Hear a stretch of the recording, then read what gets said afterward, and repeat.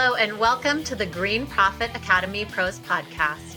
This show digs into the challenges in growing a lawn care and landscape business while maximizing your profit.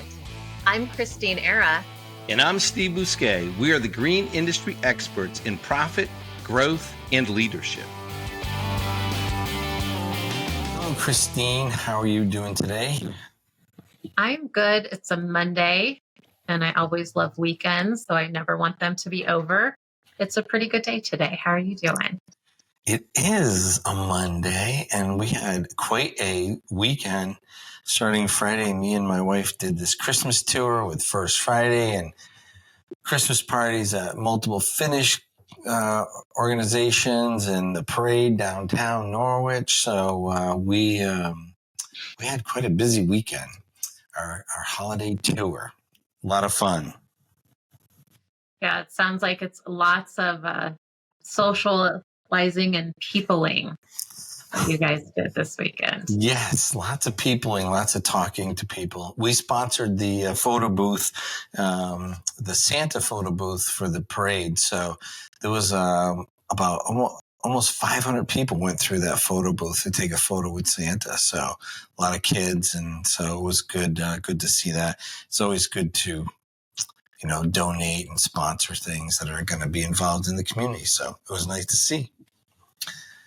They also had a reindeer photo booth too, which was fun. A very active, spirited reindeer you got to pose with, but that was fun to watch.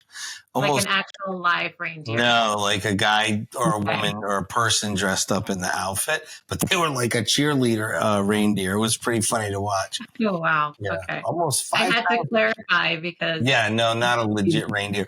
With me, it could have been a Finnish reindeer that had flown in from Lapland. We put him on a bus down to Helsinki. He flew Finnair over to JFK. And that would not, if I had told that story, people would be like, that sounds about right for Steve. Yep. I do know two reindeer herders. That one is Sami and the other one is not Sami, but they're both reindeer herders. In Finland, that is about 30% of their meat comes from reindeer. And so it's still a big business in Finland. But no, this was just someone dressed up in a suit and nice suit and making people smile and pose. So yeah. And almost 5,000 people showed up to this parade at night, which is awesome. It used to be about 1,000 people would show up to the daytime one, and they made it at night. And now almost 5,000 people showed up, which is good for a small town of 35,000 people. People come from all over. So it's very good for businesses. The restaurants were full. The bars were full. They got some good exposure. So, and I think it's good to bring families into the downtown so they see that it's safe and that it's a welcoming place. We also donated decorating the boxes in front of the Norwich Arts building. And they had a art show. So people got to see beautifully decorated flower boxes, and my team did that. So fun stuff. Yeah, and kids love that stuff. I know my little guy, whenever we do something in the evening, he's just amazed, and he's 6. So we bring him out in the evening and everything's lit up and it's dark outside. And, it's like usually he's in bed, right? So it's like this big mystical adventure that he's going on where he's like, wow, look at that. And look at that. And, it looks completely different at nighttime. So, and as adults, I think we forget about that. So it's great to get every once in a while, get the kiddos out to experience all the fun of the holidays. Yeah, it's magical for the kids. Magical. These kids were so excited to see Santa and see Mrs. Claus and see all the great floats. So good stuff. All right. Back to business, Christeen. Today's episode, we're going to talk about numbers, diving into numbers, what we need to track, why we need to track it. In Profit First for Lawncare Landscape Businesses book, in Chapter 11, what gets measured gets managed. Christeen dives into what to track and why. Yeah, and I love this chapter that, was put together. It's such, KPIs, key performance indicators, are so important in any business. And though we may only start off with a few, which is totally fine. We don't want a whole bunch. Eventually, as the company grows, we add KPIs and we're measuring things and we're identifying what's working for our company and what isn't. So it's another way besides knowing your numbers, and some of them do pertain to your numbers, but to track, measure, and manage all the effort that you're putting into your business. So it's not just, again, that whack-a-mole management that we can get caught up in, to where we're not paying attention to these important, things we need to track and what we need to be aware of in the company. So, and it's super important to do it. And why would we do it, right? And so I was on a call earlier today with someone that had filled out our one of our assessments online, and his name is Jared. He's from Iowa, and he said that tracking and using Profit First for Lawncare and Landscape Businesses in Chapter 11. This is his quote: "It elevated our business and it doubled his personal income." Wow. Yeah. So it works. It works. That's why we do it, right? So, I mean, who doesn't want to double their personal income and elevate their business? So that's why we do it. Yeah, I love that. And I love that someone shared that, with us. And because we don't always get to hear those things, right? It's like we're busy helping people, teaching people, doing things like this. So if you do have a win or a success from something that you did in the book, we would absolutely love to hear about it. So let us know for sure. So, and when it comes to these, like he shared, it elevated his business. So any sort of checks and balances in any system is important. It gives us the ability to be aware. So I've realized it raises our awareness. We're measuring something, and if we're measuring something and if we're aware of it, then we can manage it. And then we can control the results that we actually want in our business. And, what are the outcomes? If we're not getting the outcomes, what are the problems? How can we dig into it? And that's another thing I love about the Profit First system is it's a way for us to measure and to manage the spend that's happening in the business. And, I talk with people all the time about outcomes. And one of the things that we do is we show them the systems they need to have in place to achieve those outcomes. We've heard people, I want to double my business and everything. Well, what's the system that you're going to use? And they're not always fully aware of what systems that they need to do that. Like, what's the marketing system, the sales system, the deliverable systems, the financial systems, and the people systems that they need to do that. And once you have those systems in place, there's always a certain amount of tweaking and adjusting. It's never perfect. You're never there, right? We're never there where everything is done. But having the systems in place and being consistent with the systems and processes end up where, that's how you get the results. Consistency is key. It's like going to the gym. You don't go to the gym 2 times and you're in shape. Well, maybe some people are. I've never met one, but it's consistency in that you just keep going over and over and over and doing what you need to do to hit your goals. But what exactly do we measure? Yeah. Yeah. And I think that's a good point, because it's just kind of like goal setting. I feel like KPIs are like goal setting. Entrepreneurs are like, yeah, that sounds good, but what exactly does it mean? And it's not something that we're always taught, whether we went to school for it, maybe you did, maybe it didn't stick, maybe it's not your strength. But I think talking about measurement, just like we've talked about goal setting, is important, because when it comes to measurement, like, what are we measuring, right? So it could be like the length of something, like how long does it take for a lead to turn into a sale, right? You're measuring the length of time.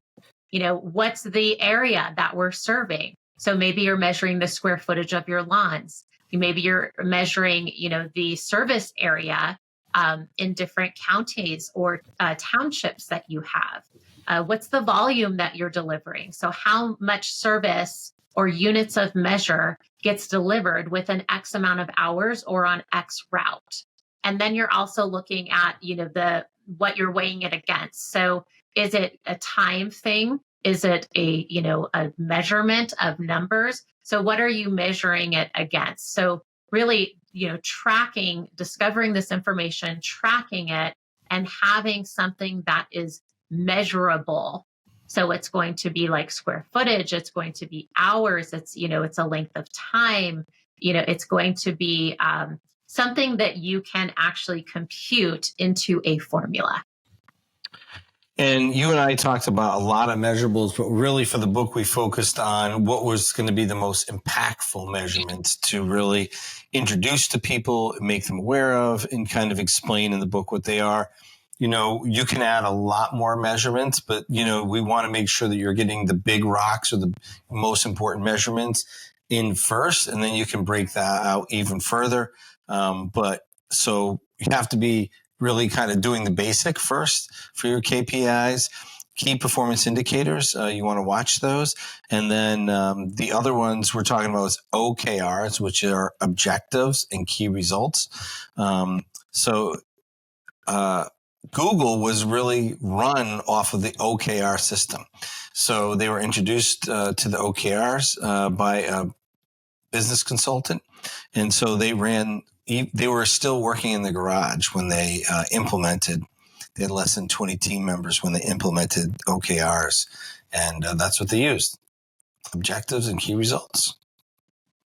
Yeah. And so if whether you're doing KPIs or objectives and key results, right, you're going to be measuring something, you're going to be managing it. So you're going to be looking at the outcome, and then you can influence the outcome. So this is the point of having these. If you can't influence the outcome, then something's wrong. I think that that's the easiest way to understand, like, do we have the right KPI? Do we have the right OKR? Is it measurable? Can we control the outcome? Where can we not control the outcome? Let's go look at that. So some basic ones that we're going to be talking about today are like conversion rates, right? So how much does it cost to convert a lead into a sale? Cost of acquisition is another one. That's a simple one to where you're looking at, well, I spent X amount on my marketing, and this is how much it's going to cost me to get a sale. And then we have referral rates, average sales value. So these are just a few that we're going to dive into today. And like Steve said, we really picked kind of like the main ones that would help a company understand, what do they need to measure and not getting too much in the weeds. So you can break these down into departmental KPIs to measure results. If you have like a lighting division, a landscape division, a lawn care division, and break those down. But just to start overall, you want to start implementing these, in your company-wide. And I would start, from the list we share in the book, start from the top and work your way down. And that's kind of an easy system to follow. And we have the formulas in the book, the explanation in the book of each one of these KPIs that we're going to talk about today. Yeah, don't try to do the math and ratios while you're driving, or if you're listening to this while you're cooking dinner or measuring stuff. Buy the book, Profit First Lawncare Landscape Businesses.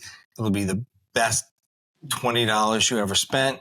You'll get back your investment on that. I would bet, 100 or 1,000 fold. So why else is this important to measure, right? This is just last week I was on a visit to a business, and they're like, their marketing is not producing, their sales haven't grown. And the reality was that their closing ratio is under 30%, and it should be close to 50%.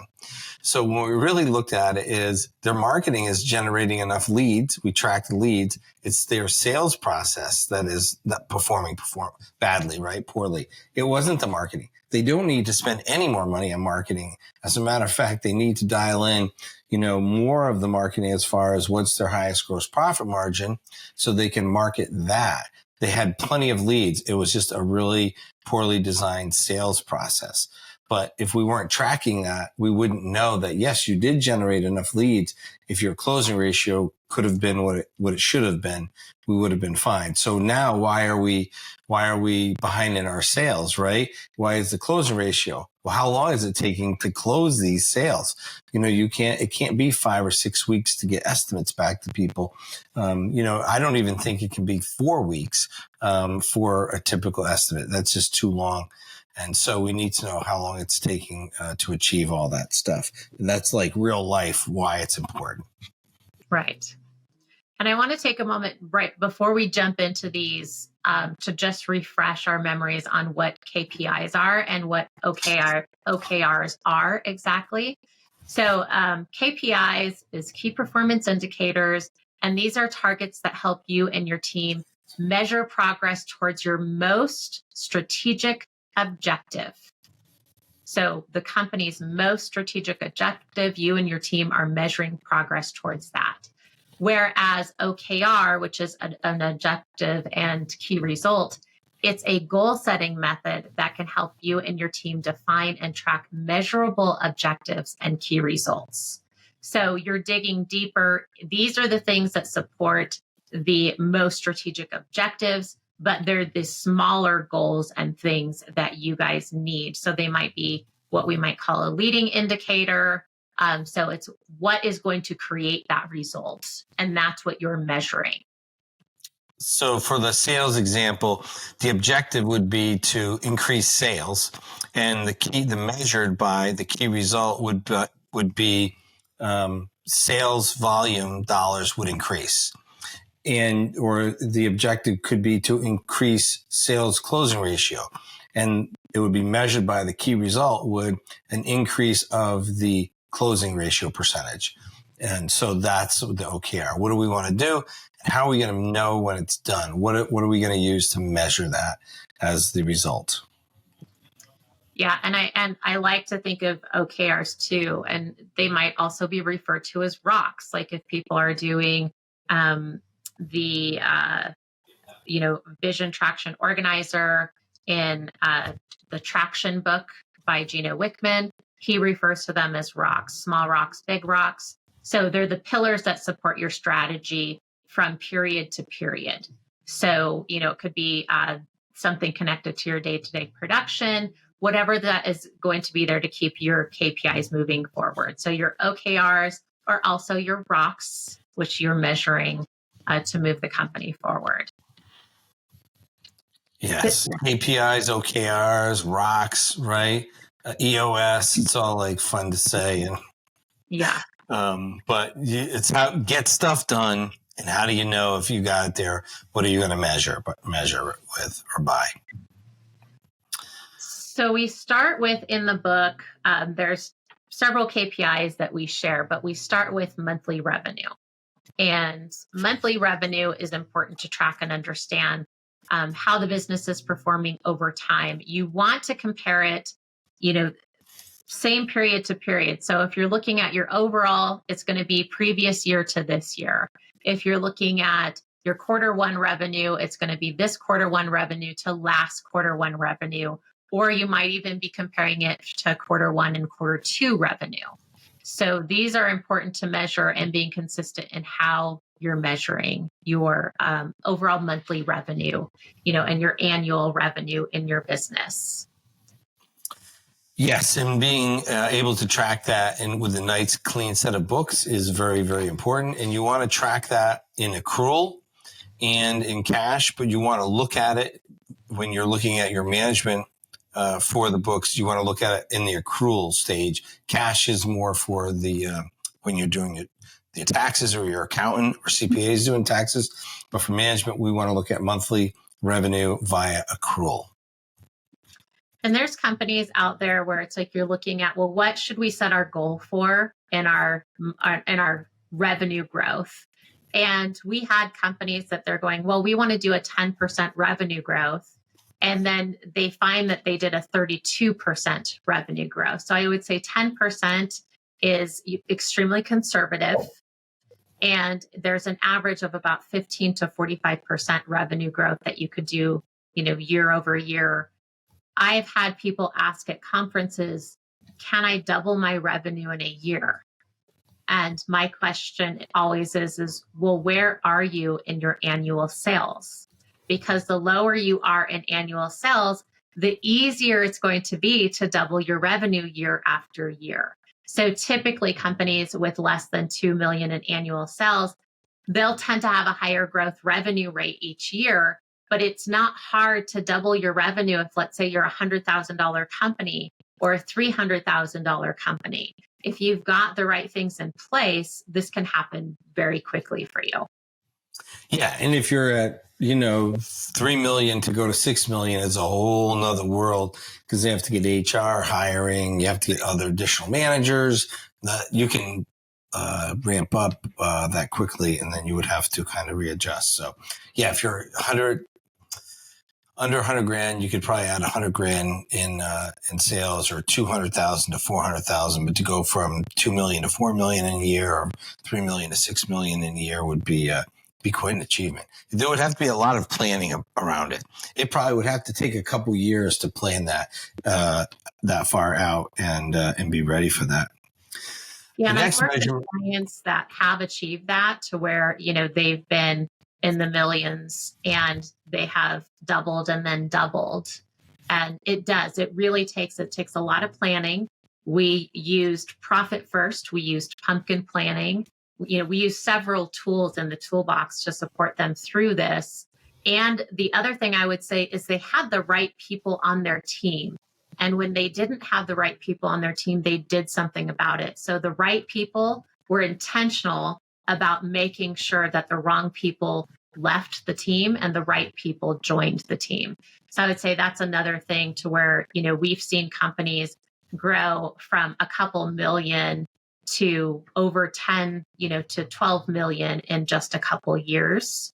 And they were extremely intentional, like Steve was saying. They're really looking at their systems and processes. They got their KPIs dialed in, and then they were intentional about who was on their team and how they showed up. But you can do it. It is a lot of work. And it needs to be scalable. So it's not just growth. They're not just adding services. They're not just growing from one location. Typically, if they're growing that fast, they take one business model and they expand the same exact business model in a different region. So everybody's doing pretty much, it's that kind of rinse and repeat. These are the services. This is the system. We do it here. Now we're going to go do it here. Then we're going to go do it over there. So they're scaling. It's not so much growth. It is growth, obviously, but it's not. They're just not doing, adding more services and more. They're not diluting their brand. They're not diluting their talent pool. They're not diluting their resources and capital. It's a scaling model that, if you're going to do that, that's what enables that. Yeah, there's a method behind their madness for sure. I've seen it in the works. All right. The next one is one of my favorite things to talk about in business: gross margin percentage, right? Gross profit margin percentage. We want to measure that. You want to measure that definitely for the entirety of the company. And then kind of the next advanced level is to manage it by deliverable or by service. That gets you really focused in on what is producing the highest gross margin percentage. But gross margin percentage is definitely the key financial indicator, whether you're moving in the right direction or you are going to have some challenges. Yeah, and this is one of those KPIs that help you forecast your profit in your company. And it also helps you understand the changes in the percentage, how they're going to affect your fixed and your variable costs in your business. So this is one of those, I love this KPI because it's something that we can control. And if you know what your gross percentage is, your gross margin percentage, you can turn that dial up if you need to. So it really ties back to what are your costs to produce your product and how much are you charging? And that's one of the biggest problems we find in companies is they're not pricing accordingly and they're way behind on them increasing their prices. And there's things that they aren't even charging for. We found companies where they're not charging for their equipment or they're not charging properly for their labor or their materials, or they forgot something. They're like, oh, well, we have these permits or we have to do this or we have to do that. And they're not including those, in the pricing. So really understanding your gross profit margin. This is one of those, if you aren't tracking it now, start tracking it. This is going to give you the most insight ever when it comes to your profitability and your pricing in your company. And the reason it's so important is because if your gross profit margin is too low, like let's say it's 40% and the owner's salary and profit is 20%, that means there's only 20% to run all of the overhead for your whole company. That includes your equipment, your facilities, insurance, everything else. So I have found that 40% gross profit margin is kind of like the smoke alarm. And once it drops down below 40, now you're on fire. And I had someone argue with me that their 35% was sufficient. And within 18 to 24 months, they were out of business. You keep 35%, there's just no money left or no meat on the bone, so to speak, to pay your overhead, to pay your equipment, and also to take a owner's salary, forget distributions, or have any profit percentage left over. So you want to be in that 50 to 65% gross profit margin, depending on your model and the size of your company. But once you get below 50, things start to get a little tight, just because of math. It's just math. Core Growth Strategies provides business growth management solutions through cloud accounting, bookkeeping, and strategic business consulting programs. Our team works with small businesses in lawn care and landscape and trade industries throughout the U.S. We increase our clients' business acumen by creating business performance transparency through financials and strategic advisement based on industry best practices and benchmarks. Our experienced team provides support, guidance, and coaching, thereby allowing our clients to connect with viable data and discover their own solutions. Core Growth Strategies programs and services are designed to get your business from where it is now to where you have always dreamed it to be. Visit us today at coregrowthstrategies.com and follow us on Facebook, Instagram, or LinkedIn. Don't miss our exclusive limited time podcast special. Just mention promo code GPA Pro to any member of our team during your complimentary consultation, or enter the promo code on our site when you sign up for one of our online programs. That's promo code GPA Pro. Next is average annual revenue per customer. So that helps us to decide how much revenue that we need and how many customers we need to get there to meet our goals. Yeah, and the other thing I like about this KPI too is it can give you some insight. So, you've probably heard me say several times, like, raise your awareness around things. And this is something that we've been doing as a company and as a team, is we're trying to become more aware of, what do we not know? We know plenty, but there's a plenty that we don't know, right? So really looking at your annual average revenue per customer, you can identify the sweet spot in your business. So we've worked with clients where we've done a profit first assessment, and I've done the scalable growth business model profit first assessment. And they thought that they had this division that was super profitable. And what we found out was that the average revenue per customer and the gross margin percentage in that department was costing the company. The rest of the company was actually paying for that department or that division to exist and to operate.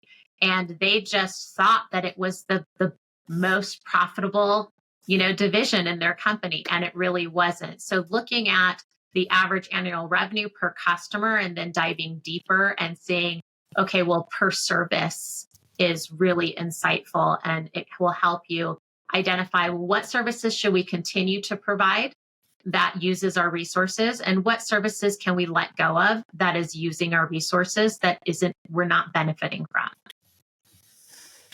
Yeah, and for annual revenue per customer is helpful, if especially like for lawn care model, we want to know how many customers we have, what's the annual revenue per customer, and if it's going to cost us $200 to get a new customer, how many customers, if we put on 100 customers, what's the revenue that is going to generate?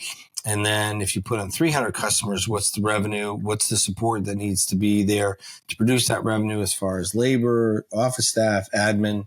So revenue, average annual revenue per customer is very important. The other thing too is like, we can look at it and say, well, if we want to increase our revenue, do we want to add more customers, or do we want to increase the average annual revenue per customer? So if they're already set up as a customer, how can we get them to buy more frequently, more consistently at a higher price? So that is one of the key ways to increase revenue.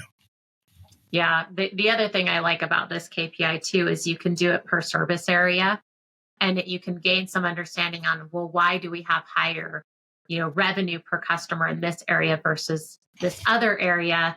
And should we focus on getting more customers maybe over on this side of town because they're more of our ideal customers, and stop servicing customers over on that other part of town because we can make twice as much money servicing over here with these ideal customers versus going maybe, to the east side or wherever it is and servicing them because of whatever factors are influencing that revenue per customer.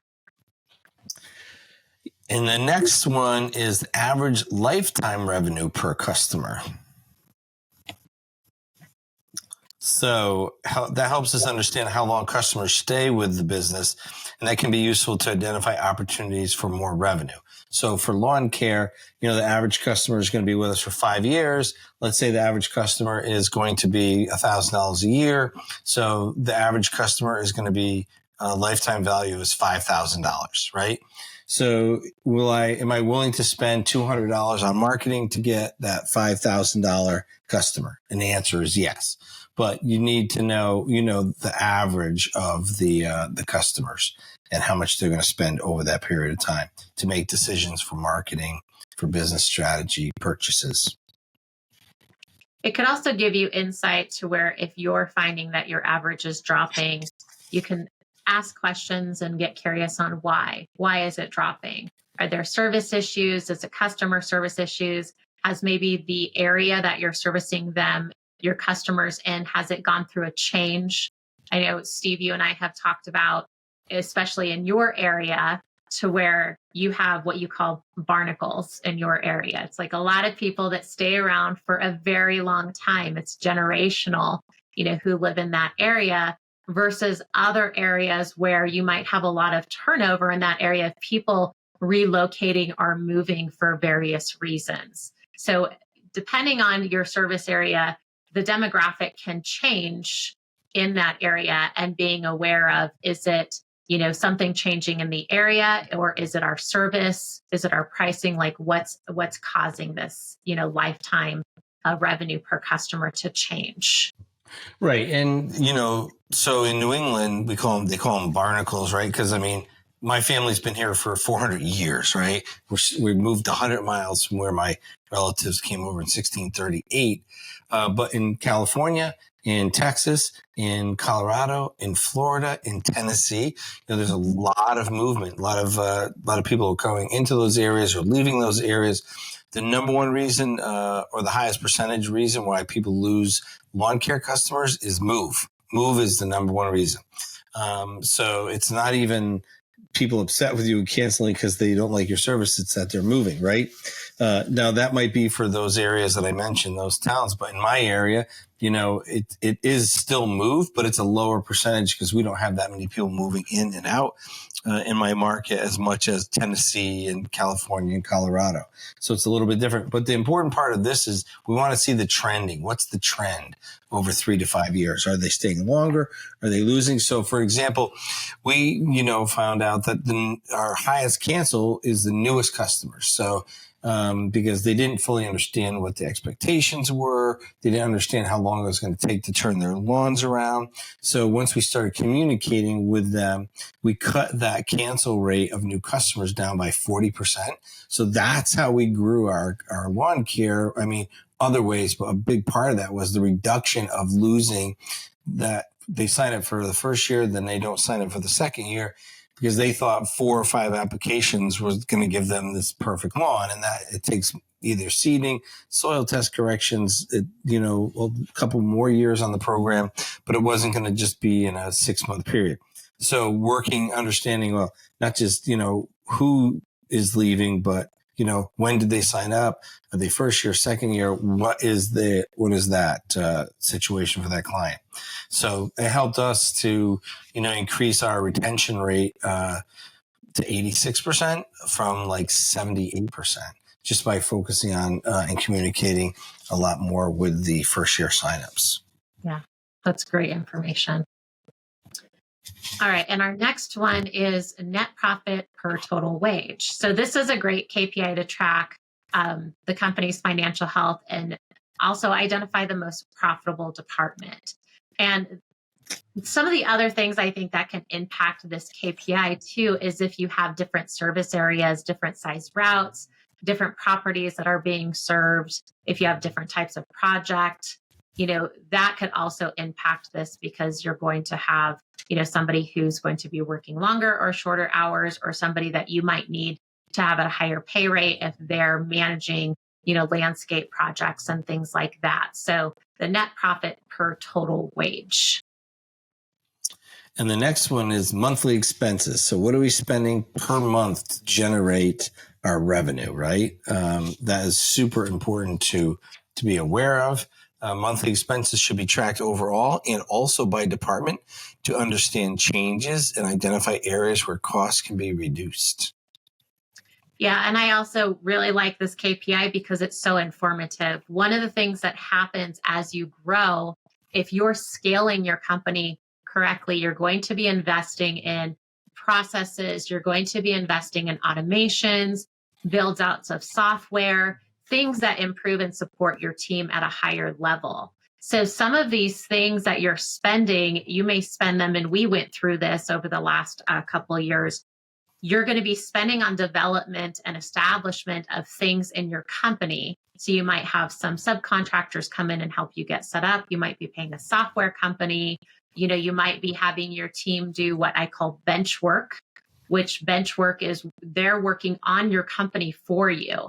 So they might be building things. They might be improving systems and processes or documenting. So those expenses can fluctuate over time as you add and properly scale and grow and establish these systems and processes. It's really good to know not just your basic expenses, like, did my insurance go up? Why did it go up? Is our rent still where we can afford it? Does our pricing, does it support these expenses? But also, what else are we spending that's contributing to the scale and, scaling and growth of the company, and being aware of that, because we know, there's probably at least a good $40,000 we're not going to be spending in 2024 that we spent in 2023 because we were investing in system automation, software development, things like that to support the growth of the company. Yeah, so very important to keep an eye on that. And also, as far as like trending, like if it's always trending in the wrong direction, you want to know that trend is happening, so you're not totally shocked by it. And it can sneak. There's creep, right? There's a lot of creep that happens. Price creep, cost creep, one thing, this goes up 10% and that goes up 10%, next thing you know, you're short in your budgets because of that creep in that monthly expense. And it happened during COVID quite a bit. There were certain things that just, they crept up, and people now I really feel when we're going over some of our budgets and some of the pricing on things, some things have literally doubled since 2019, and other things are just fractionally more expensive. But if we weren't paying attention to our monthly expenses, you don't want to wait till the end of the year to be surprised. Yeah, and in the Profit First system, you can look at the revenue tiers, and I would use OpEx as your KPI to measure, the things that are in OpEx that you're paying through that account, and make sure that your company is staying within those targeted allocations. And if you find that your current allocation percentages are higher than the target allocations, then start looking at why, and you can correct that monthly expense KPI by eliminating things, or cutting the fat in the business. So what are you spending that you don't need to spend? What can you get a better price on? And if you really see that you guys are running lean, then the other opportunity there is telling you that you're not pricing correctly. Yeah. 7 to 10 to 12% a lot of times most companies are underpriced. And some of that underpricing is interesting. I think there's a psychology around it. I'm 59 years old. I grew up when, you could get when I was a kid, you could get a soda and a small pizza for like $2.50, right? And now I think a small pizza is $14. We remember buying candy bars for 25 cents and school lunch was, $1 and milk was a nickel and stuff like that. So not keeping up with, kids today, the $20 bill is what we would probably was $1, or $5. So it's a whole different world.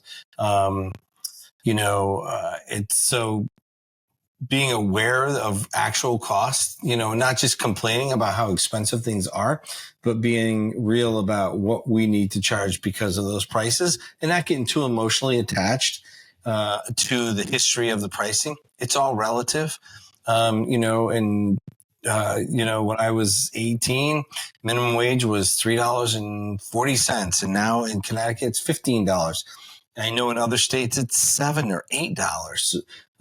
But in certain states, it's really 5x. So, and gas was 99 cents when minimum wage was $3.40, and now gas is $3.50. So it hasn't 5x. So there's a little bit of a price thing, but don't let our old school, like back in the day, we only paid this, keep our prices low, and nobody's going to pay $90 an hour for labor, because the reality is that they do every day or more. So don't let our own kind of historic, romantic reflection create your pricing for us. All right, our next one is cost per acquisition. And this should be calculated to understand how much is spent on, let's say, marketing for a new customer that's acquired and compared to average annual and lifetime revenue per customer. And this is an interesting KPI. I'll just share a quick little story here. So we had a client who we set his marketing spend using the Profit First system. And one of the things that he started doing was he was going, I keep running out of money in my marketing account. So I'm having to transfer it from my OpEx account. And so we had to have a little conversation about, well, what is your cost per acquisition per customer with your marketing? And what can the company afford to spend? Not what you are driving the spend to be, because he was driving himself broke. But, what is your marketing account telling you you can spend on cost per acquisition? And if you want to make an adjustment, where can we adjust that and still keep the company financially healthy? So this cost per acquisition is another layer of raising your awareness around what you're spending and what you should be spending. Yeah. And the cost of getting a new customer, it can be very deceptive. So a lot of people, word of mouth is still one of the best ways to get customers, right? Because a lot of us, if you're in a lawn care, landscape, tree business, roofing, fencing, we work in small communities. I mean, even though we have our market's 2,000 square miles, but we're really working in communities of this, in these towns and cities. So you're still getting a lot of word of mouth. And so it's just one of those things that we don't need to spend. The World Wide Web we're not working worldwide. We don't need that much web presence. I'm not saying you shouldn't have any, but there should be enough that people are calling you. And when they search, well, it's interesting. About 65% of everybody who finds us on through web, they typed in either an exact match or a phrase match of my companies. So they're using Google search as the yellow pages to find our phone number, right? Only about 20% of the people who ever find us online are actually buying something, right? Who are not existing customers. So I consistently see an overspend online marketing. You should have a good website. You should really pay attention to your Google My Business profile. Google Ads, Tony Ricketts was on, and other people confirmed with him that the Google ad thing is just not a thing anymore. Even Google pay-per-click is not a thing. but paying attention to your Google business profile is super important because we want to keep that cost of acquisition down per customer. But we want to generate really high quality leads. So the kicker with the high spend on online is those are sometimes the lowest close ratio clients. And meanwhile, the referrals are the highest close ratio and they're costing you the least amount of money. Yeah. Yeah. So that KPI can be super insightful. You can learn a lot from it. And you can also identify what things are contributing to this. So maybe there's some OKRs out there that you can track that can give you some better understanding of cost per acquisition. And the next one is there's tracking the number of leads, your conversion rate, and your customer acquisition. So this is important to understand the effectiveness of the marketing plan and to attract the right customers. And we talk about this a lot as like, who's your ideal customer? Who is it that you should be, working for? What kind of verbiage can you put out there that's going to attract these, ideal customers? And this is really going to, and it can impact the number of leads that you have. It can greatly impact your conversion rates because the right people are showing up. And when the right people show up, they sign with you. And it makes the customer acquisition a lot easier because you're speaking their language already. So tracking this is so important. We had a Google logo ads that we had for a while, and it never generated leads that we wanted. So we had to stop it. It generated leads all on a somewhat consistent basis, but it wasn't the type, they're one-time mowings, brush cuttings, like cleanups of properties that were neglected for years. So they were people that didn't have any contact or connection to a lawn care landscape company, and they were reaching out just because of the Google search. So we tracked where the lead was coming from and who was calling, and we had to cut that out of our marketing and advertising formula just because it was never generating the right types of leads. So the close ratio is so important on these leads too, because we know close ratio by town. So the towns that we have a higher closing rate, we market more towards. And the towns that we have a very low closing rate, we don't really market anymore. Yeah. And I wanted to kind of talk about that is the closing rate, right? That conversion rate. And because I feel like there's been a lot of fixed ideas or even assumptions about that.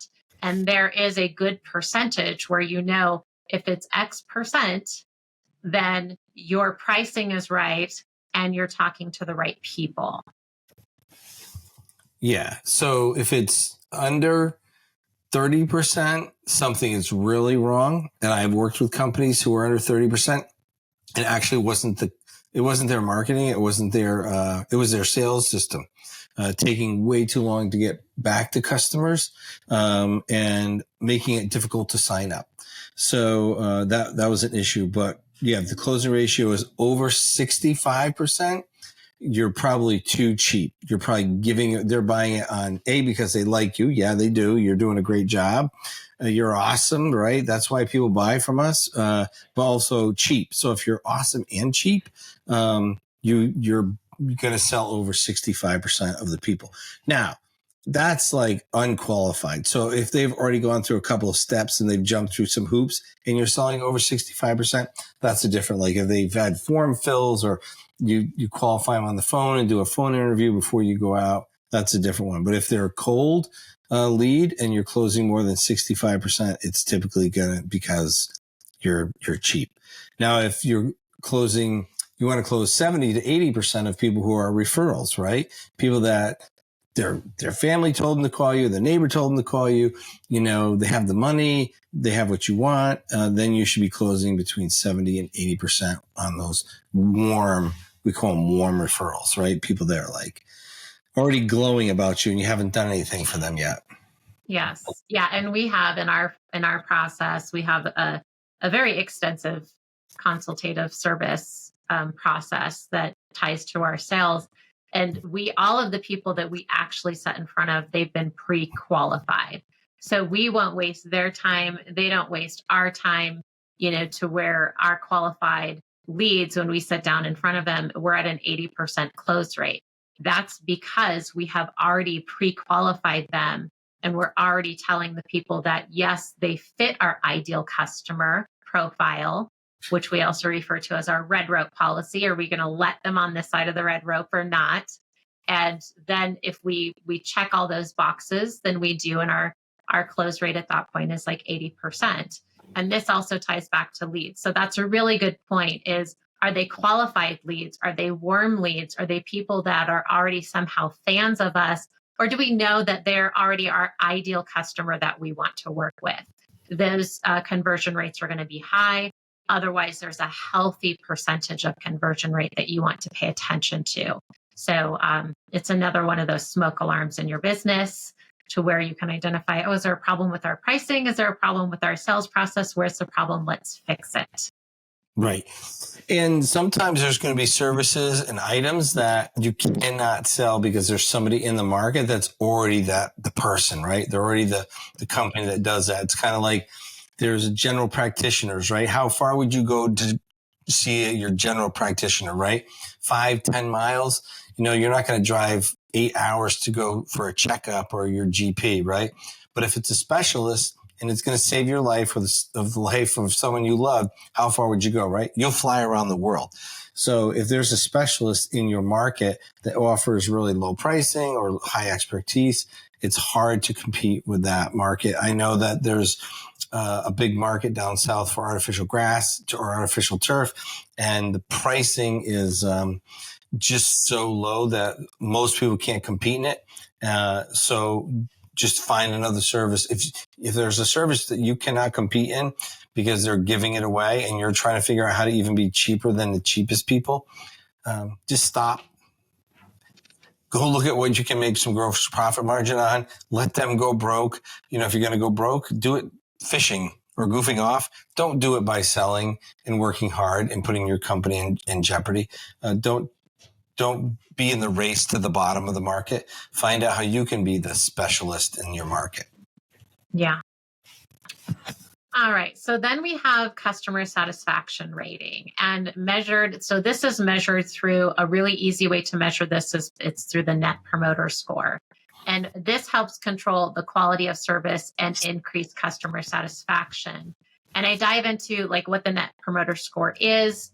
It's a really easy system to where you can send this through. Sometimes I've seen it even added on the software that you're currently using in your company. I've seen so many businesses in the service industry that are the software-based businesses that serve the service industry have the Net Promoter Score process already added to their software. So you can send it out to your existing clients and customers directly.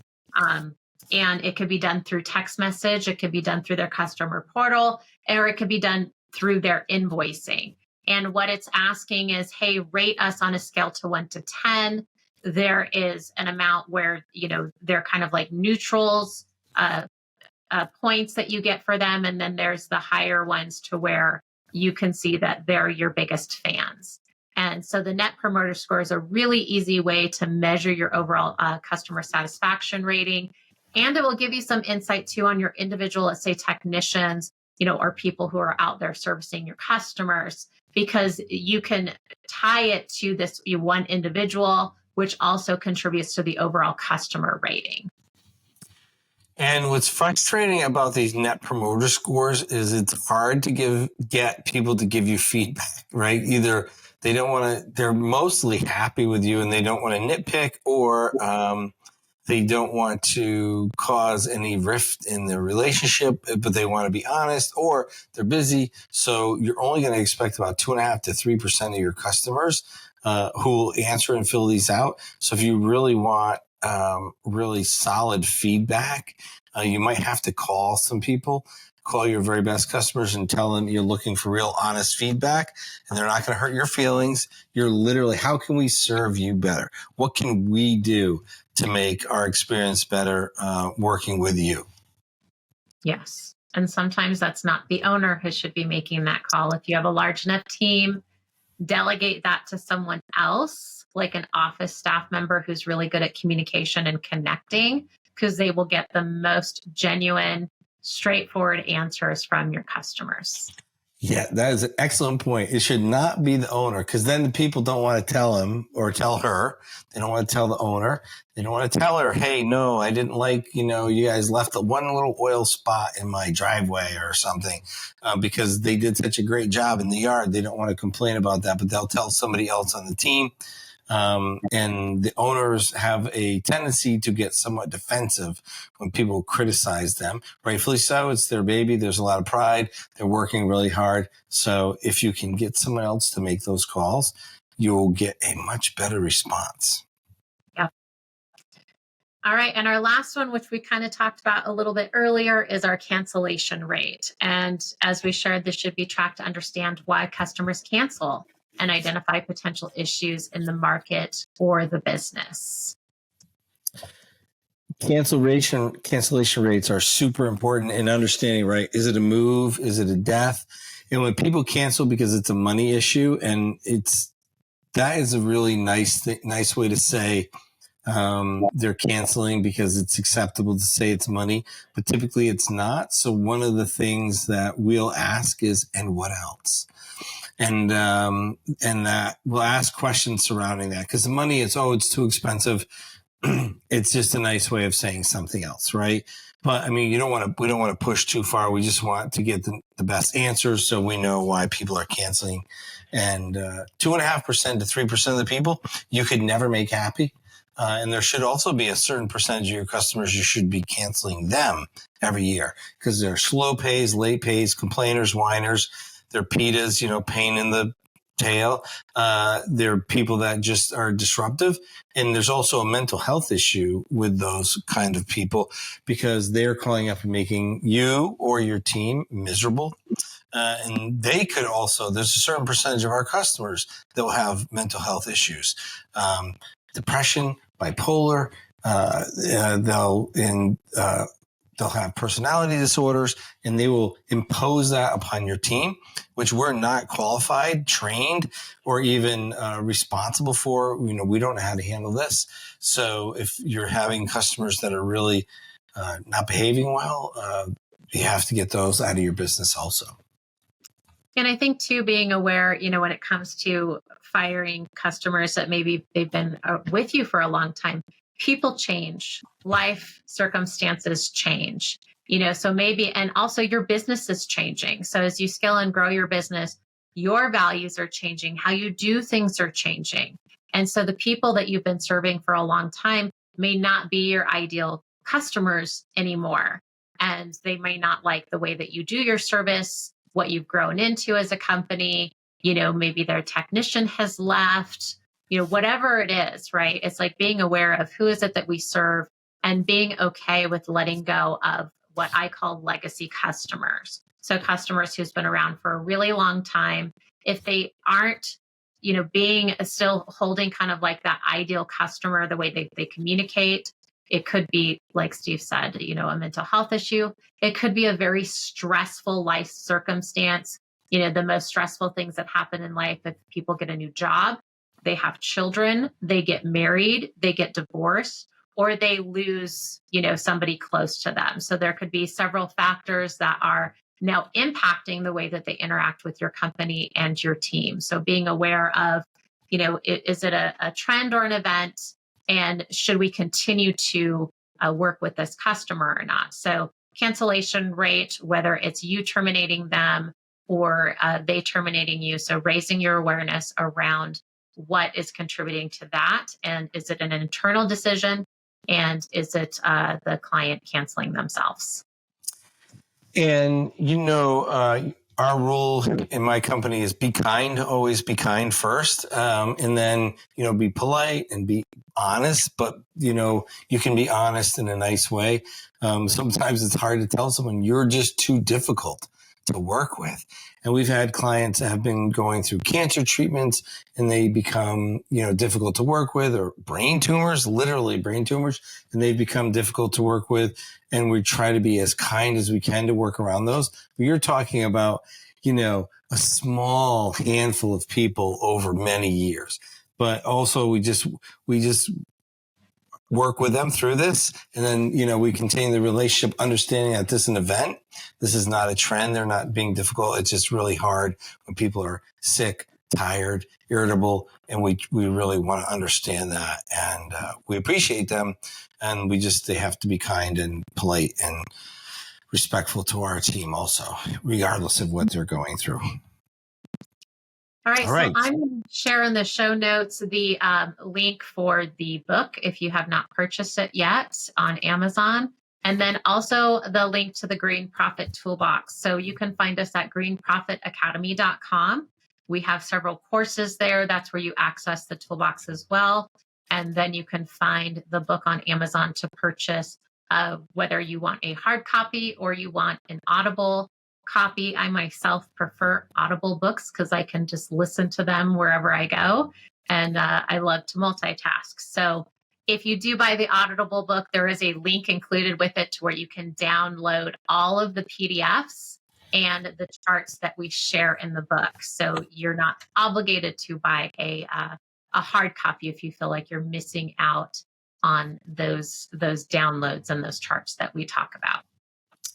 And I will end up, if I love a book, I buy both the Audible one and I buy the hard copy because I like to look and write on the book. I like to look at the graphs and everything, but, get both of those. This book, Christine spent an incredible amount of time writing. Her and I worked on a whole bunch of the numbers and checking and triple checking formulas in math. I feel it's the most comprehensive profit first book of all in any of the industries that Profit First has been written about for really specific industries, but also for the green industry. Like this is the how-to book.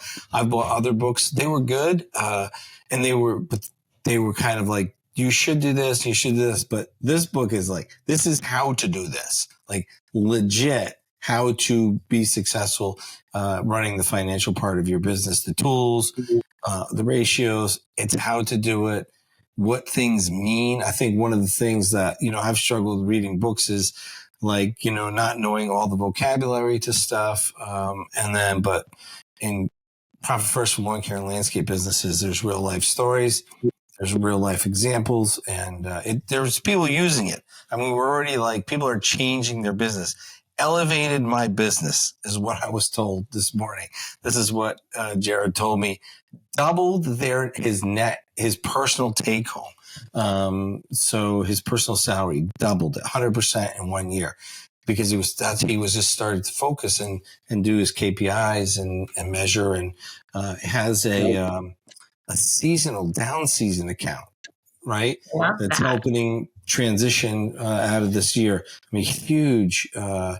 That's really a big step. I mean, he grabbed a hold of this and embraced it, and it's really changing how he's focusing on his business and even the energy around the business.